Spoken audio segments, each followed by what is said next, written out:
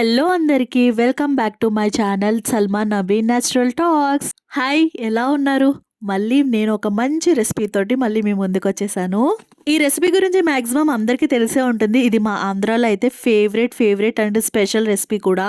మా ఆంధ్రాలో ఇది ఫేమస్ రెసిపీ అదేనండి, గోంగూర చికెన్ రెసిపీ.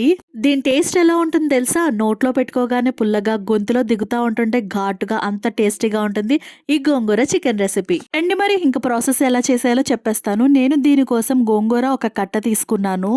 గోంగూరని మంచిగా ఆకులు తుంచేసుకుని, గోంగూరలో ఇసుక చాలా ఎక్కువ ఉంటుంది, అందుకే దీన్ని 1-2 సార్లు ఖచ్చితంగా కడుక్కోవాలి. ఈ గోంగూరని మంచిగా వాష్ చేసుకున్న తర్వాత దీన్ని ఆగిలి వేయించాలి. ముందుగా గ్యాస్ ఆన్ చేసుకుని ఒక బాణీ పెట్టుకుని దాంట్లో కొంచెం ఆయిల్ వేసుకోవాలి. తర్వాత దాంట్లో గోంగూర వేసుకుని హై ఫ్లేమ్లో పెట్టుకుని తిప్పుతూ ఉంటుంటే దగ్గరికి అయిపోతుంది. ఇంత కట్ట గోంగూర వేస్తే ఇంత అవుతుంది అనమాట. మంచిగా దగ్గరికి అయిపోయిన తర్వాత దాన్ని ఒక ప్లేట్లో పెట్టుకుని పక్కకు పెట్టేసుకోవాలి. ఇప్పుడు కర్రీ ప్రాసెస్లోకి వెళ్ళిపోదాం, వచ్చేయండి. గ్యాస్ ఆన్ చేసుకుని ఒక బాణీ పెట్టుకుని దాంట్లో ఆయిల్ అనేది వేసుకుని హీట్ అవ్వనివ్వాలి. ఆయిల్ అనేది మంచిగా హీట్ అయిన తర్వాత దాంట్లో కొంచెం లవంగా, చెక్క, షాజీరా వేసుకోవాలి. కొంచెం బిర్యానీ సర్కిల్ టైపు వేసుకుని ఫ్రై చేసుకోవాలి. తర్వాత దీంట్లోకి 2 మీడియం సైజ్ ఉల్లిపాయల్ని హాఫ్ మూన్స్ కింద కట్ చేసుకుని వేసుకోవాలి. Jokes apart, half moons full moons అది మీ ఇష్టము. నేను హాఫ్ మూన్స్ కింద కట్ చేసుకున్నా. ఆనియన్స్ తో పాటుగా ఒక 2 పచ్చిమిర్చి కూడా వేసుకుని మంచిగా ఆయిల్లో ఫ్రై చేసుకుని ఆనియన్స్ కలర్ వచ్చే వరకు కూడా బాగా ఫ్రై చేసుకోవాలి. ఈ ఆనియన్స్ అనేవి ఫ్రై అవుతున్నాయి కాబట్టి మనం దీంట్లో సాల్ట్ యాడ్ చేస్తాం, ఎందుకంటే త్వరగా ఆనియన్స్ అనేవి మగ్గిపోతాయి ఫ్రై అవుతాయి అనేసి.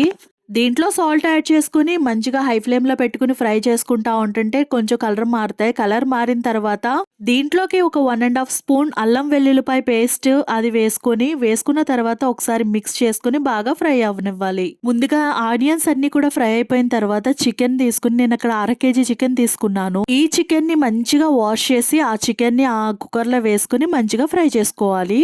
చికెన్ వేసాక గ్యాస్ అనేది కొంచెం హైలో పెట్టుకుని బాగా ఫ్రై చేస్తూ ఉంటే చికెన్లోంచి వాటర్ వస్తూ ఉంటుంది అనమాట.